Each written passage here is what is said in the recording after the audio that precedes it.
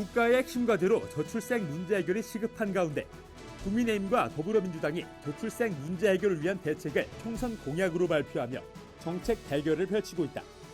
국민의힘은 출산 육아 신청 시 육아휴직 자동 개시와 육아휴직 급여를 올리는 방안 등을 내놨고, 더불어민주당은 2자녀 이상 부부에게 공공임대 아파트를 우선 분양하는 한편 신혼부부에게는 1억 원 대출과 자녀 수에 따른 원리금 탕감 방안 등을 추진하겠다고 밝혔다. 22대 국회의원 선거를 앞두고 여야가 내놓은 저출생 대책에 대해 인구 문제 전문가들은 어떻게 평가할까? 오늘 한국교회를 논하다에서는 저출생 극복을 위한 총선 공약에 대해 학계와 교계의 입장을 들어보고 저출생 해법을 함께 고민해본다.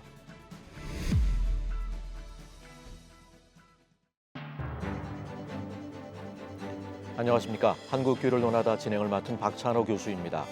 4월 총선을 앞두고 여야가 저출생 대책을 발표했습니다. 정책 총괄 부서로 국민의힘은 부총리급의 인구부, 민주당은 가칭 인구위기 대응부 신설을 약속했고, 육아와 출산, 돌봄에 있어 다양한 휴직과 급여 제도 등을 내세웠습니다. 출생과 관련해 내놓을 수 있는 모든 대책을 총망라했다고 볼 수 있을 정도로 경쟁적으로 다양한 공약을 내세웠는데요.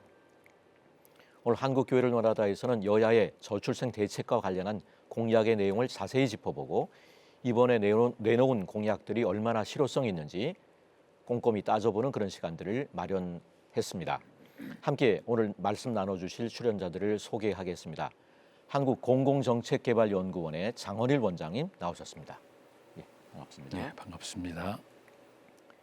그리고 가족정책 전문가이신 서울여자대학교 정지훈 교수님 함께하셨습니다. 예, 안녕하세요. 반갑습니다. 예, 함께 자리하셔서 감사합니다. 오늘은 두 분을 모시고 전문가의 시각으로 또 기독교적 시각으로 저출생 대책 관련 공약을 짚어보도록 하겠습니다. 여야가 저출생 문제로 첫 정책 대결을 펼친 것은 그만큼 인구 문제가 가장 중요한 국가적 과제로 떠올랐기 때문일 텐데요. 정부가 2006년 이후 380조 원의 예산을 투입하고도 지난해 합계 출산율은 역대 최저치를 기록했습니다. 얼마나 심각하고 시급한 상황인지 지금의 상황을 진단해 주시면서 오늘 이야기를 시작하면 좋겠는데요. 정지훈 교수님께서 먼저 말씀해 주시면 좋겠습니다. 네, 일단 뭐 숫자로 본다면 지난 한 4, 5년 전부터 우리나라가 초저출산, 초저출생 시대에 돌입했다, 이렇게 말씀드릴 수 있을 것 같고요. 예를 들면 출산율 뭐 0.78의 공포 많이 들어보셨을 겁니다. 그리고 출생아 수 25만 명 이하, 이게 이제 2022년의 일인데, 이런 추세가 쭉 지속이 된다고 한다면 2060년 그때쯤 되면은 한반도의 인구가 한 3,300만 명 정도, 그리고 저희가 이제 중위 연령이라고 이야기하는데요. 그 노인 딱 가운데 있는 연령, 그러니까 인구에서 지금 한 45세 정도 되는데 64세. 중위 연령이요? 예, 중위 연령이 64세. 지하철 타시면, 서울에서 지하철 타시면 고한 60대가 11명 탈 때 그 아이들이 1명 타는 이제 이런 상황이 되고, 지금 벌써 뭐 어린이집, 유치원, 그다음에 지역의 대학교 문 닫고 뭐 이제 마을이 이제 축소가 되고 없어지고 뭐 이런 것들은 뭐 벌써 벌어졌고, 서울 시내에서조차도 이제 초등학교가 폐교되는 이런 양상들이 벌어지고 있죠. 예. 한마디로 약간 좀 불안한 상황은 분명히 맞는 것 같습니다. 예. 40대 중반이 이제 60대 초반 정도로까지 중위 연령층이 네, 올라가는 그렇습니다. 거군요. 예, 예.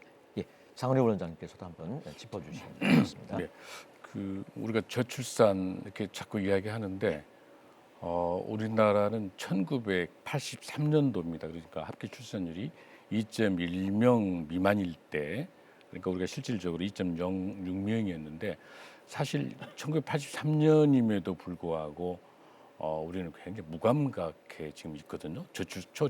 저출산이란 말이. 그리고 초저출산이 우리가 IMF가 끝난 이후에 2002년도부터 시작을 해서 합계 출산율이 1.3명 미만일 때, 그러니까 우리가 1.18명이었으니까 초저출산. 그리고 더 중요한 거는 1명 미만인 것이 2018년에 0.98명이었으니까 아주 초저출산 지금 상황이다, 이렇게 봐야 된다고 보고요. 저는 지금 이 상태로 계속 가게 됐을 때 불과 이제 지난 3년만 하더라도 노동 인구가 가능한 합계 출산율에 근거를 했을 때 이대로 진행하고 이대로 지금 0.7명대로 쭉 진행하고 있기 때문에 바로 35만 명, 그러니까 노동 인구 가능한 생산성 노동 인구 35만 명이니까 세종시 정도, 원주시 정도가 지금 증발했거든요.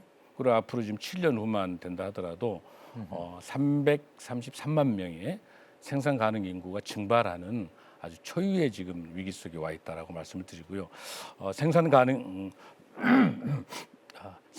인구가 1%만 감소된다 하더라도 국가의 성장률은 0.6%가 감소되는 겁니다. 심각한 상황이죠. 그러니까 이대로 두게 되면 2030년이 되게 되면 이 초저출산 이 통계로 계속 가게 된다면 제로 0%, 그리고 2050년이 되게 되면 성장률이 마이너스 0.2% 이하로 아주 줄곧 인구 절벽이 아니라 지진이 돼서 아주 최악의 상태까지 온다라고 하는 걸 봤었을 때 이 문제에 대해서는 너무 늦어 있고 지금 이 부분을 정말 우리 한국교회뿐만 아니라 우리 대한민국이 지금 총체적으로 국가와 정부가 또 동시에 국회가 여기에 대해서 제1호 공약이 나올 정도로 굉장히 중요한 시기 위기에 와 있다, 이렇게 말씀을 드릴 수 있겠습니다. 예, 이런 가운데 4월 총선을 앞두고 여야가 저출생 극복 정책 공약을 경쟁적으로 발표하고 있습니다. 지난주 18일 여당인 국민의힘은 2일 가족 모두 행복 정책을 발표했는데요. 정재훈 교수님께서 주요 내용을 정리해 주시면 좋을 것 같습니다. 네. 이번에 그 국민의힘 그 이제 공약의 핵심은 사실 이제 일가정 양립 지원이다. 일단 이렇게 말씀드릴 수 있을 것 같습니다. 그래서 이제 자녀 돌봄에 있어서 이제 국가 책임을 강화하고, 특히 이제 아이가 막 태어나서 자랄 때 그때 이제 그 이제 지원을 확대하는 것, 그 다음에 이제 중소기업 중심으로 가족 친화 기업을 확대하겠다. 이제 이런 대책이 담겨 있고요. 이제 부총리급의 인구부 뭐 신설하고, 그다음에 이제 재정 대책으로서 저출산 대응 특별 회계를 신설하고, 또 아빠의 돌봄 참여 확대를 위해서 배우자 출산 유급 휴가를 이제 의무화하겠다. 뭐 이제 이렇게 되는 것 같습니다. 그래서 전반적인 흐름은 이제 일가정 양립이라는 틀 속에서 그 이제 육아휴직 제도의 확대, 이제 이렇게 볼 수 있을 것 같습니다. 그러면서 거기에 덧붙여서 이제 배우자 출산 휴가라고 이야기를 하는데요. 우리가 아이 나오면은 그 배우자, 그 남편이 네, 남편. 예. 지금 이제 유급 휴가 10일을 쓸 수 있는데 이거를 이제 1개월로 늘리겠다라는 이제 그런 것들이고요. 그 외에는 이제 육아휴직 급여 그 올리는 거, 급여 기본 것들, 급여들을 조금씩 이제 올리는. 올리는 이제 그런 이런 뭐 계속 앞으로 올라갈 겁니다, 사실은. 이제 이렇게 되어 있죠. 사실 근데 이제 제가 여기서 조금 비판적으로 보는 거는 뭐 급여는 계속 확대되는 게 좋을 것 같고, 근데 이제 인구부 신설 이 부분은 조금 저희가 주목해서 볼 필요가 있겠다. 뭐 민주당도 사실 비슷한 이야기를 했는데 지금 한국 저출산 대응이라는 게 그 사실은 아이 낳고 키우는 문제 따지면 정부의 모든 부처가 대응해야 되는 거 아니겠습니까? 사실 이제 환경 마련이라든지 환경부도 해야 되는 거고요, 국토부도 해야 되는 거고, 뭐 다 해야 되는 겁니다. 사실 보건복지부, 여성가족부만 아니라. 근데 그렇게 본다면 그 아무리 부총리급이라고 할지라도 인구부를 만들 경우에 그 이제 부처의 사업이 생길 거 아닙니까? 그러면은 이제 또 한국 그 정부 부처의 아주 전형적인 특징 칸막이. 그런 경우에 이제 인구부도 그 자기네가 맡은 사업, 뭐 공약에 따르면 뭐 주로 육아휴직이나 뭐 아동수당이나 뭐 이제 현금급여 주는 것들이 되겠죠. 그럼 또 이제 또 하나의 사업 부서, 또 하나의 칸막이 부서가 탄생하는 거다. 그래서 지금 현재 그 저출산 고령사회위원회라는 그 이제 총괄하는 부서가 있지 않습니까? 그러니까 정부 정책 모든 걸 이렇게 통합해서 관리해서 이렇게 사업을 나눠주는. 그래서 대통령이 위원장인데 이제 그 현재 저출산고령사회위원회의 위상과 역할을 강화하면서 전체적인 컨트롤 타워의 역할을 하도록 하는 이제 이런 게 좋지 않을까, 뭐 이런 생각도 한번 해봅니다. 네. 예, 같은 날 더불어민주당 역시 대한민국 생존을 위한 저출생 종합 대책을 발표했는데 주요 내용이 무엇인지 장은일 원장님께서 정리해 주시면 좋을 것 같습니다. 예, 민주당의 상황도 먼저 그 인구 위기 대응부라고 하는 그 부처를 통해 가지고 정책을 수립하고 또 정책을 진행하는 집행하는 부서를 지금 제안을 했고요. 주로 이 민주당은 주거 대책과 청년층을 타겟으로 해서 보편적 복지에 기반한 자산 지원 대책이 주로라고 볼 수 있습니다. 그래서 주로 신혼부부에게 기초자산 형성과 또 주거 편의를 과감하게 지원을 하고 또 아이돌봄을 강화해서 일과 가정의 양립을 현실화하는 것을 핵심으로 지금 가지고 있고요. 첫 번째 자산 대책 같은 경우를 보면은 결혼 시에 소득과 자산을 따지지 않고 모든 신혼 부부들에게 가구당 10년 만기 1억 원 대출을 제공하기로 그렇게 지금 정책 제안이 되어 있고요. 특히 자녀 수에 따라서 원리금 차등 감면한 혜택을 누릴 수 있도록 하겠다. 이게 특징으로 지금 보고 있습니다. 그리고 또 두 번째는 첫 자녀가 이제 출생하게 될 때는 무이자로 전환을 해주고 둘째 자녀는 무이자 혜택과 함께 원금을 50%를 감면한다. 그리고 세 번째 자녀가 출생하게 되면 원금과 이자 그리고 이자 전액을 감면한다. 이렇게 정책을 가지고 있고요. 두 가지 이제 아이들에 대한 그 집중한 정책 중에 두 가지가 있는데 아이가 고등학교 졸업 때까지 자립할 수 있도록 8살에서 17세까지 자녀 1인당 월 20만 원씩을 아동수당을 통해서 우리 아이 키움 카드를 지금 제공한다라고 정책을 가지고 있습니다. 또 하나는 우리 아이 자립펀드라고 하는 정책을 만들어서 출생 시부터 시작해서 고등학교 졸업하는 18살까지 매월 10만 원씩 입금을 하게 되면 정부가 동일한 금액을 10만 원을 지원해서 월 20만 원씩 자금을 적립할 수 있다. 그렇게 되어 있고요. 또 이번에 또 특징 중에 하나 보면 주거 정책이 있습니다. 둘째 아이를 출산하게 되면 24평 그리고 셋째 아이를 출산하게 되면 33평의 공공 분양이 전환이 가능한 아파트를 제공하겠다 이렇게 되어 있고요. 그리고 앞으로 아이 돌봄 서비스를 좀 강화해서 지금까지 최고가 85%까지 자부담이 있는데 이거를 20%까지 낮춰서 부담해서 취업 관계 없이 아이를 가진 모든 부모들에게는 출산 휴가나 육아휴직을 보강하겠다 이렇게 지금 민주당은 정책을 이번에 제안하고 있습니다. 예, 그런가 하면 대통령 직속 저출산고령사회위원회는 현재 만 7세까지인 아동수당의 수급 연령을 높이고 액수를 높이는 방안 또 현행 10일 배우자 출산 휴가를 1개월로 늘리는 방안들을 정 교수님께서 언급하신 것처럼 검토하고 있다고 하는데요. 쏟아지듯 나오는 이 공약에 대해서 정책 의지는 긍정적으로 평가하면서도 실효성에는 의문을 제기하는 그런 평가들이 나오고 있는데 두 분은 어떻게 생각하시는지 인구 문제 관련해서 또 뭐 가족 문제 전문가이신 정재영 교수님께서 먼저 말씀해 주시면 좋을 것 같습니다. 네, 일단 뭐 굳이 비교를 하자면 저는 국힘에서 내놓은 공약이 일단 실천 가능성은 더 있다고 봅니다. 왜냐하면 국힘에서 내놓은 공약은 사실 그 민주당 정부 시절에 제4차 저출산 고령사회 기본계획을 만들었습니다. 그래서 이제 정권이 바뀌었지만 4차 고령사회 기본계획이 이어지는 흐름에서 이제 국민의힘 그 공약들이 나왔다 이렇게 볼 수 있을 것 같아요. 그러니까는 사실은 이제 민주당도 이렇게 좀 일조한 게 있죠. 예, 그래서 이전 정권에서 그렇죠. 예, 그래서 이게 어떤 이어지는 흐름 속에서 예산 확보 가능성도 그때 검토가 된 게 있었고, 그래서 이제 그 나름대로 실천 가능성이 좀 있지 않을까 이제 이렇게 볼 수 있을 것 같습니다. 근데 이제 문제는 국힘 같은 경우에는 지금 집권 여당인데 당정 협의를 하는 과정을 통해서 좀 더 실행력을 국민들에게 알리고 그리고 이제 발표를 해도 될 것 같은데 이게 제가 그 외부에서 누가 보더라도 이게 당정 협의 없이 그냥 당에서 일단 그 전체적인 그런 저출산 그 대응 대책들에서 당이 보기에 눈에 띄는 것들을 골라가지고 와서 그냥 던지고 있구나.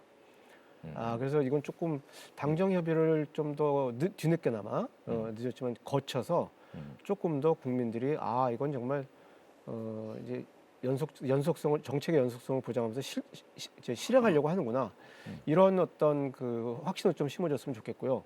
그리고 이 민주당 같은 경우에는 지난 그 총선에서 그 4년 전 그 재난지원금 효과를 봤다고 판단하시는 것 같습니다. 그러다 보니까 굉장히 그 지금까지 그 민주당 정부에서 만들었던 4차 기본계획의 흐름, 그래서 비용도 중요하지만 삶의 질이다, 다양한 삶의 가치다, 함께 돌보는 엄마 아빠가 함께 돌보는 평등한 가족 문화다. 여러 가지 좋은 그 방향들이 있었는데 이거 다 잘라버리고 현금으로 던지겠다. 약간 과거로 회귀한 듯한 약간 좀 아쉬운 점이 선심성 같은 그런 그 뭐 거의 부분이네요. 예. 좀 굉장히 선심성 공약 이걸 국민들이 좀 잘 판단하실 필요가 있겠다 이런 생각입니다. 예. 정책의 어떤 실효성에 대한 얘기를 하고 있는데 뭐 장원일 원장님께서도 한번 말씀을 나눠주시면 좋겠습니다. 지금까지 정부 정책이 이제 임신하고 출산을 전후해서 저출산 정책이 주로 진행이 됐기 때문에 사실은 그 출산율을 높이는데 한계가 있었던 것 중에 하나가 뭐냐면 양육 부담이 커지는 게 사실은 그 학령기거든요.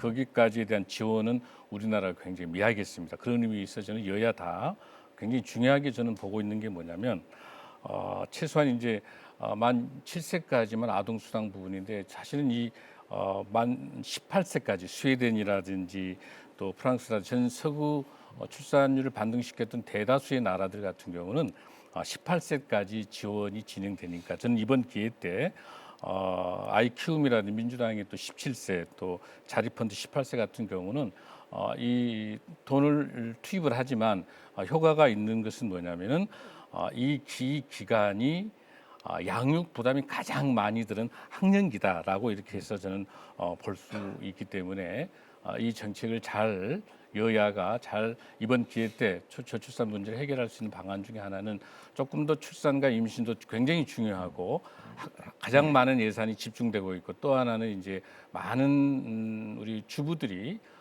경력이 단절되고 있는 초등학교부터 시작을 해가지고 집중되고 있는 중고등학교 때까지도 이 정책적인 지원을 통해서 수당들이 진행이 된다면 저는 효과가 있지 않겠느냐라고 그렇게 생각을 저는 긍정적으로 보고 있습니다. 예, 한국교를 논하다 오늘은 4월 총선을 앞두고 여야가 발표한 저출생 극복 대책 공약을 알아보고 우리나라 인구 위기 극복을 위한 바른 정책 방향은 무엇일지 함께 고민해보고 있는데요.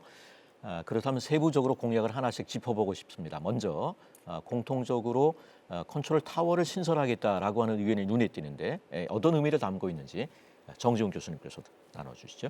네, 저출산 고령사회위원회가 있음에도 불구하고 왜 이제 인구 위기 대응부를 이야기를 하느냐? 지금까지 저출산 고령사회위원회는 이제 위원회다 보니까 예산 집행권이나 법률 제정권이 없습니다. 그러니까 이제 단독 사업을 할 수 있는 부서가 아니죠. 그러다 보니까는 뭔가 이제 사업을 하는 부서를 만들겠다라는 건데 아까 말씀드렸다시피 사업을 하는 부서를 만들게 되면 또 다른 칸막이가 생긴다. 근데 저출생의 문제는 사실 한국 사회의 모든 모순이 응축돼서 나오는 문제지 않습니까? 그래서 이게 몇몇 정책으로서 해결될 수 있는 것이 아니라 어떤 그 거대한 이제 정치적 합의 속에서 이제 나가야 되는 거기 때문에 사실 컨트롤 타워의 역할을 하는 기구가 있어야 되는 겁니다. 어떤 사업 자기 그 이해관계에 얽히지 않고 그렇게 보니까는 저출산고령사회위원회가 답은 맞고 근데 저출산고령사회위원회가 예산 집행권도 없고 법률 제권도 없으면서 근데 그 기획을 해서 사업을 나눠주는 거죠. 각 부처로. 지금 그런 기능을 하고 있는 거예요. 근데 그 사업을 받은 부처가 이걸 실천할 것이냐 말 것이냐는 정치적 결정인데 그거를 이끌어내는 게 대통령이거든요. 대통령이 위원장 아닙니까? 그래서 대통령의 의지에 따라서 저출산고령사회위원회는 힘을 받을 수도 있고 못 받을 수도 있다. 예, 그래서 지난 정권에서는 문재인 대통령이 유감스럽게도 그렇게 힘을 안 주셨습니다. 회의도 안 오시고. 지금은 그래도 그런 면에서는 변화가 있어요. 앞으로 다른 분이 대통령이 된다 하더라도 대통령이 중심이 돼서 이 정책을 이끌어 나간다. 이런 면에서 봤을 때 지금 저출산고령사회위원회에 대한 윤석열 대통령의 관심이 어쨌든 이렇게 보이고 있는 상황이니까 이걸 계속 키워 나가면서 그 다음 대통령 되시는 분들은 더 계속해서 이걸 이어나가는 예, 한마디로 말해서 저출산고령사회위원회의 역할과 위상을 지속적으로 강화해 가는 게 더 좋겠다 이렇게 말씀드릴 수 있을 것 같습니다. 예, 장은혜 원장님께서도 이 컨트롤 타워 신설에 대한 예, 저는 그 줄곧 음.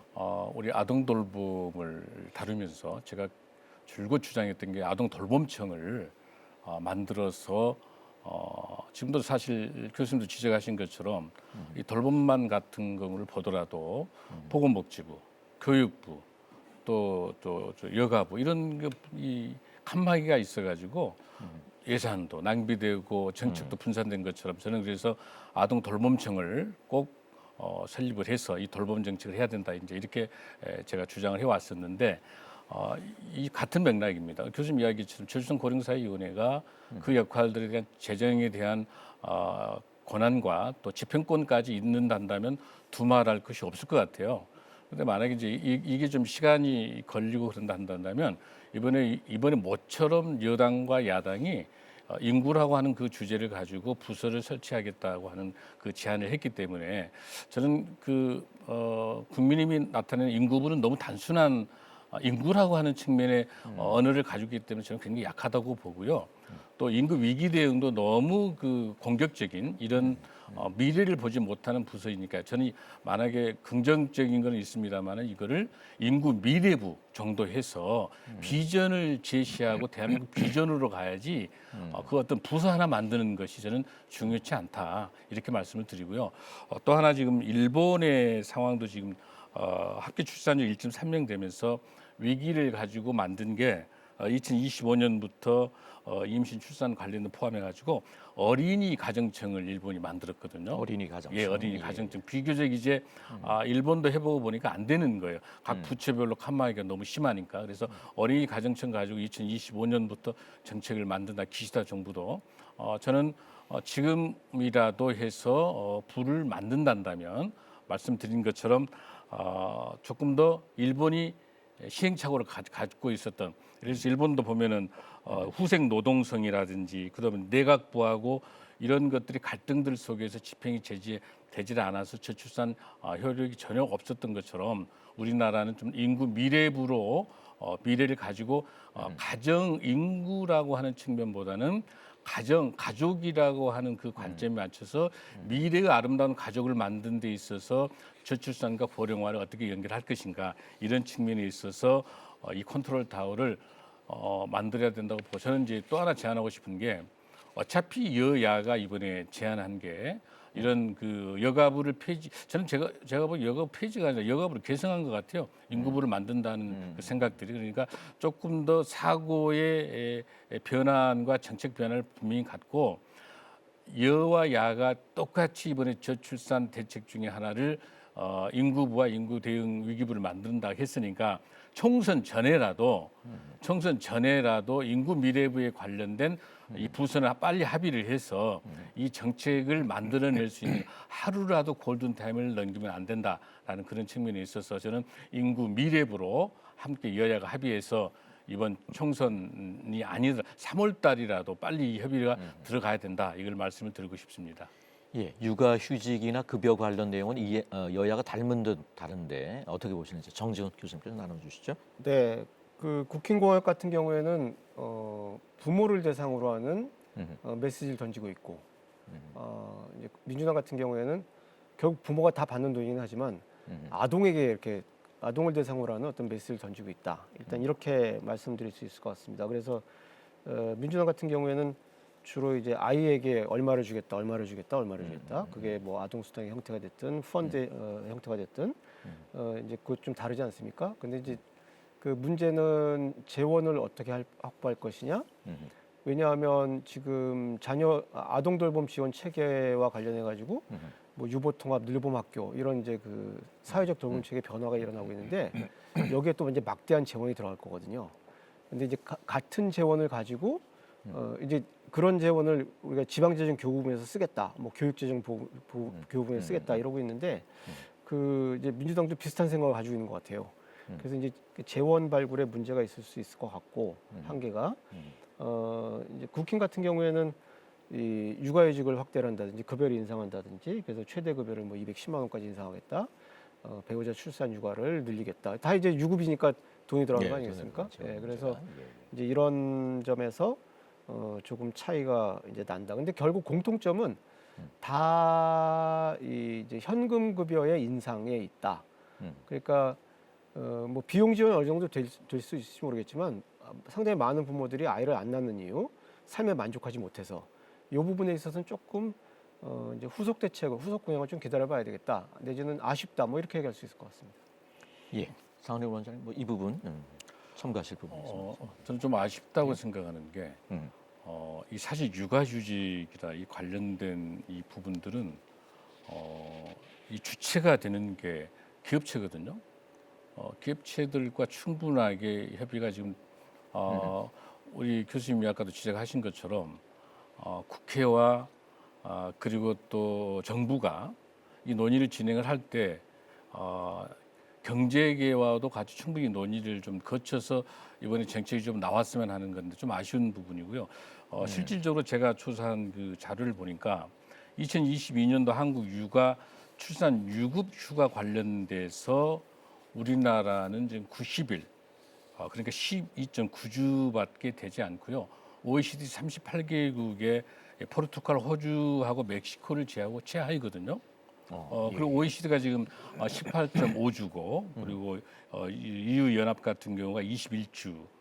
이런 상황을 봤었을 때 17개국 전체 중에서도 최하위 수준에 와 있는. 그러니까 육아휴직 이 부분은 이번에 제안한 정책대로 가야 되죠. 가야 되는 거고 그 이상으로 발전해 나가야 되는 것인데 우리의 현실들에 대해서는 얼마나 열악한지를 한번 우리가 진단을 해볼 필요가 있다라는 겁니다. 다른 나라들에 비해서 한 절반 정도. 예, 수준이네요. 그렇습니다. 예. 그리고 한국여성정책연구원에서도 조사한 2023년도 7월부터 조사한 자료를 보니까 5인 이상 그 표본 자영업에 해당되는 인사 담당자를 5,038곳을 조사를 했는데 일과 가정의 양립 실태 조사를 봤을 때 필요한 사람이 모두 사용이 가능하다가 52.5%고요.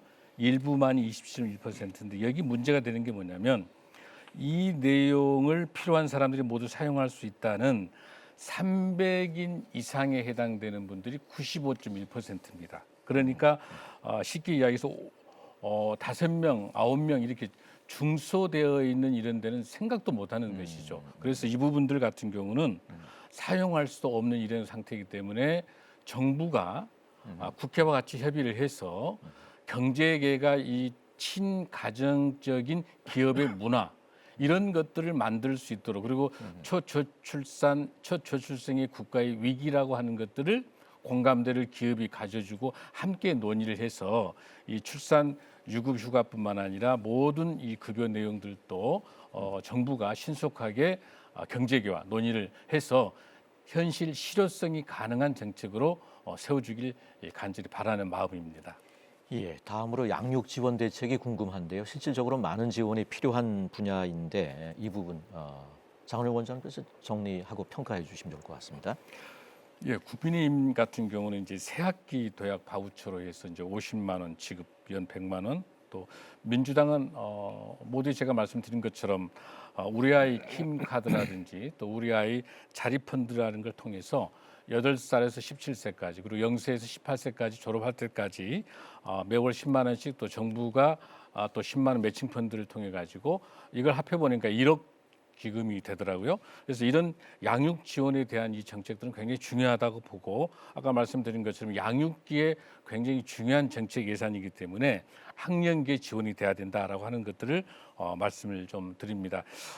또 하나 이제 그 청년들이 이걸 받아들였었을 때 라이프 스타일 전체적으로 학령기까지 연결되니까 이런 중요 정책들은 양육 부담이 학령기도 충분히 정부 정책으로 지원이 가능하기 때문에 결혼할 때 애를 낳았을 때 애들에게 들어간 교육비에 대한 이 부분들을 조금은 마음을 좀 덜 수 있지 않겠느냐 이런 부분들을 볼 수가 있고요. 또 하나 이제 중요한 2024년 양육 정책 중에서 지금 정부 정책도 부모 급여를 인상해서 지금 0세에게 100만 원, 또 1세가 되게 되면 50만 원씩 해서 이번에 부모 급여도 인상이 됐고 또 가정 양육 수당도 양육되는 2세에서 7세 미만까지의 그 아동들에게 정일 돌봄 서비스라든지 그리고 보육료라든지 또 육아 지원에 관련된 학비라든지를 아동 1인당 중심으로 초등학 후반으로 진행되고 있어서 저는 어느 정도 긍정적으로 보고 있습니다. 이 좋은 예 중에 하나가 전남 강진 같은 경우에 보니까요. 2022년에 93명을 낳았던 애들이 2023년도에 154명을 낳았어요. 그리고 무려 65.59%가 높아졌던 부분들이 바로 뭐냐면 아이 돌봄에 관련돼서 양육 지원비가 바로 전체적으로 들어간 예산은 11억 2천만 원밖에 되지 않지만 그 효과에 있어서는 70%가 높다라고 하는 겁니다. 그리고 충북 같은 경우도 보니까 나홀로 출생 신고가 전국 1위입니다. 117명이 증가된 전국 17개 시도가 다 줄어드는데 충북만 그거는 뭐냐면 1,000만 원에 대한 효과와 함께 그 지역이 AI의 바이오 영적으로 유치하고 또 투자를 유치하면서 젊은 층들이 유입할 수 있는 그런 구조 시스템들을 만들면서 양육 지원비를 지원했었을 때 그 효과는 높아질 수 있다 이렇게 봤었을 때 앞으로 이 부분들은 계속해서 양육 지원에 관련된 비용들은 계속 상향해야 된다 이렇게 생각을 합니다. 예, 기업 지원 대책이나 주거 지원 대책의 경우에는 공약이 있는 당도 있고 별다른 대책을 내놓지 않은 그런 경우도 있는데 정재영 교수님께서 어떻게 보시는지 한번 의견을 나눠주시면 네, 좋겠습니다. 그래서 이제 국힘 같은 경우에는 이제 가족 친화 경영을 할 수 있는 뭐 이제 육아기 시차근무라든지 재택근무 근로시간 단축 이런 것들을 의무화하겠다 이렇게 나왔고 그리고 이 이제 은퇴 인력을 이제 대체 인력으로 채용할 시에 뭐 지원금도 주겠다 뭐 이제 이런 얘기들이 나왔는데 뭐 이 대체 인력 지원 같은 경우에는 좀 그 뭐 실현 가능성도 있고 지금도 하고 있지만 이 가족 친화 경영을 만약에 이제 의무화한다면요 사실 이제 가족 친화 경영은 기업이 원해서 해야 되는 건데 자유시장 경제 체제에서 이거 의무화할 경우에요 이거 만약에 그 어느 중소기업에서 헌법 소원 들어가면은 이제 국가가 질 수도 있는 겁니다. 그러니까 이제 자유시장 경제 그 기업 자율을 기업이 앞장서면서 국가가 뒤에서 이렇게 쫓아가주는 그런 어떤 시스템 구축이 중요하지 않을까 싶고 그 다음에 이 민주당 같은 경우에 이제 주거 지원해가지고 아이가 뭐 둘 태어나면은 둘째 아이 태어나면은 24평, 뭐 셋째 아이 태어나면은 이제 33평 이렇게 얘기를 하시는데 아이를 낳는 거는 집 말고도 또 여러 가지 이유들이 있잖아요. 그러면 내가 아파트 평수를 정해놓고 아이를 낳느냐? 그건 아니잖아요. 아이를 낳다 보니까 아파트가 필요한 거지, 넓은 평수가 필요한 거지. 그래서 일종의 이제 신출산 장려 정책이다. 국민들이 이걸 보고 젊은이들이 이걸 보고 그러면 33평 아파트에 들어가기 위해서 셋째를 낳기 위한 목표를 정할 것이냐? 좀 과거로 회귀하는 것 같다. 계속 이제 이런 느낌을 받을 수 있을 것 같습니다. 예, 이 모든 공약을 실현할 수 있는 이제 재원 마련이 가능한가라고 하는 게 문제가 될 것 같습니다. 아까 말씀하셨던 것 같은데 재정 방안에 대해서 어떻게 평가하시는지 장원영 의원님부터 의견을 나눠주시면 좋을 것 같습니다. 지금 우리나라가 이제 저출산에 들어가는 그 예산 중에 지금 국제적으로 점검 중에 하나 중요한 데이터가 하나 있는데요. GDP 대비 가족 예산이 어느 정도느냐라고 하는 이 지표입니다. 지금 제가 계속 앞으로 더 많은 예산을 더 재정을 투입을 해야 된다는 이유가 뭐냐면 우리나라가 이제 가족에 대한 공공지출 비용이 GDP 대비 1.6%밖에 되지 않습니다.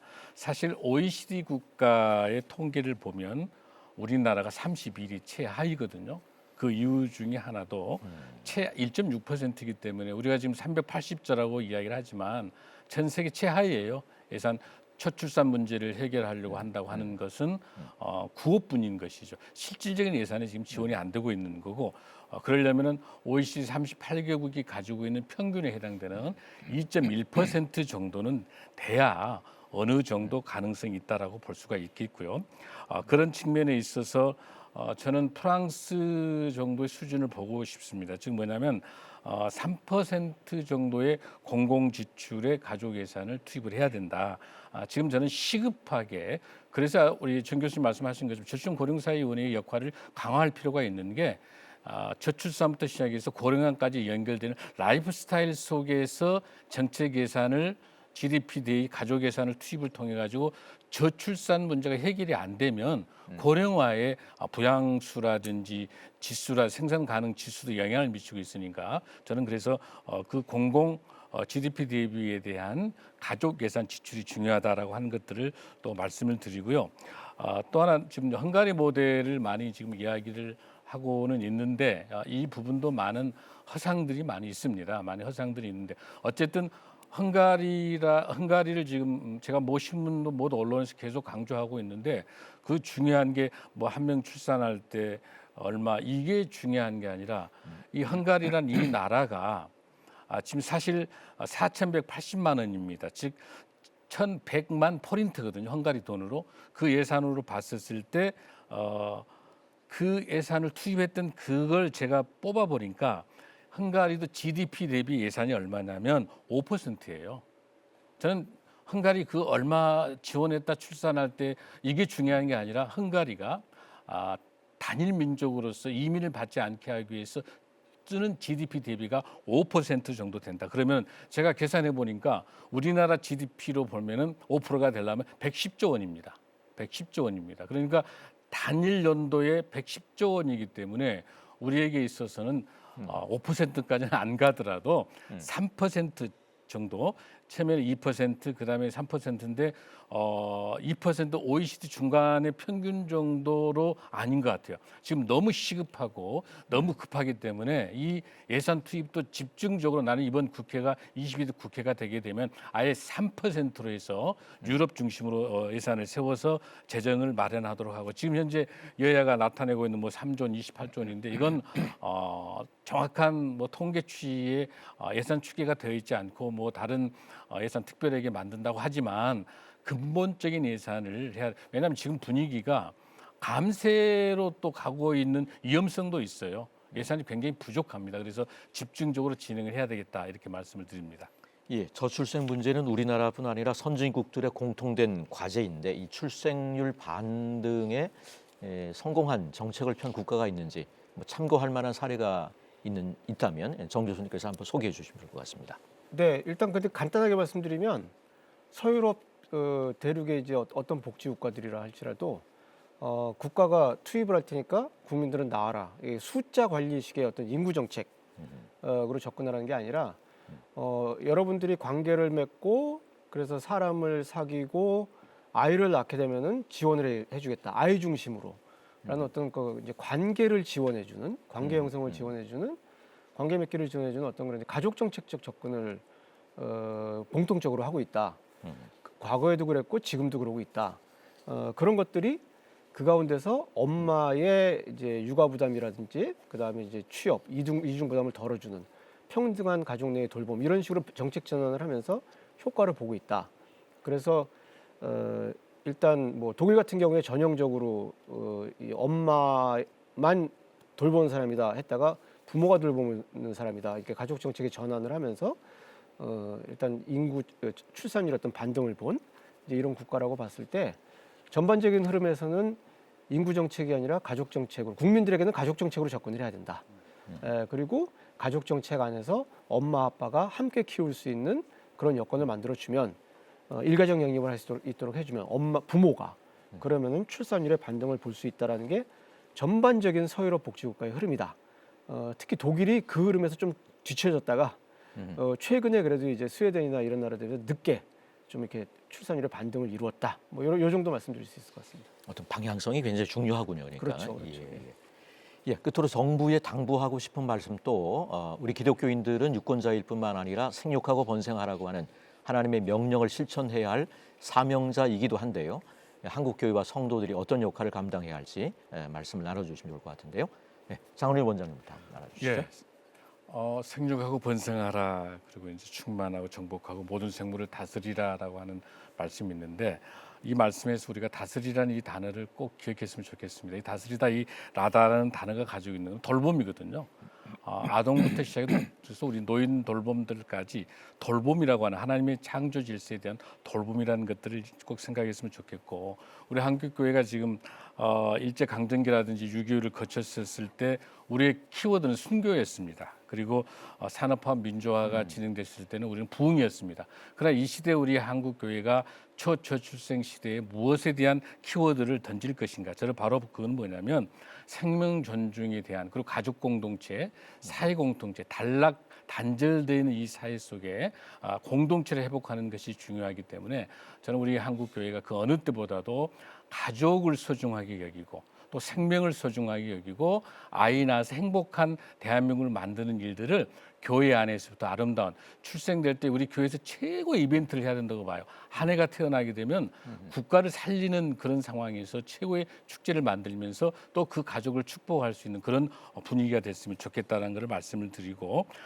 지금 경상북도가 시범적으로 주중에는 돌봄, 주일날은 예배를 드릴 수 있도록 한 것처럼 이번에 경상북도가 17개 그 시군에서 교회와 함께 시범 사업을 이번에 금년에 들어갑니다. 이것처럼 앞으로 저는 우리 국회가 아동 돌봄, 영유아 돌봄을 위해서 바로 주일날은 예배를 드릴 수 있고 그리고 주중에는 돌봄할 수 있는 입법들이 하루빨리 진행할 수 있도록 이렇게 됐으면 좋겠다 하는 것들을 위해서 한국교회가 기도하고 또 가족이 교회 같은 가족, 가족 같은 교회 이런 아름다운 공동체를 회복하는 일들이 우리 한국교회에 힘썼으면 좋겠다 이렇게 말씀을 드리고 싶습니다. 예, 정주영 교수님께서도. 예. 네, 국가는 지금까지 우리를 인구로 봤지만 우리는 인구가 아니라 가족입니다. 공동체가 무너졌기 때문에 저출산, 저출생 현상이 결국은 나타나는 겁니다. 관계를 못 맺으니까 우리가 사회적 관계든 가족 관계든 그래서 앞으로는 인구가 아니라 가족이다. 교회가 한국 사회 공동체 복원을 위해서 우리를 인구로 보지 말고 가족으로 봐달라. 라는 어떤 그런 부흥 운동을 좀 벌였으면 좋겠습니다. 감사합니다. 예, 한국교회를 논하다 오늘은 저출생 극복을 위해 발표한 21대 총선 공약을 자세히 짚어보았습니다. 저출생 극복은 가장 중요하고 시급한 국가적 현안인데요. 이를 위해 정책 대결을 벌이는 것은 반갑지만 이것이 보여주기식으로 끝나지 않고 제도와 현실의 간극을 좁히고 정책 실효를 높일 수 있도록 지혜를 모으는 귀한 기회가 되길 기대하면서 오늘 순서 여기서 마칩니다. 함께해 주신 여러분 고맙습니다.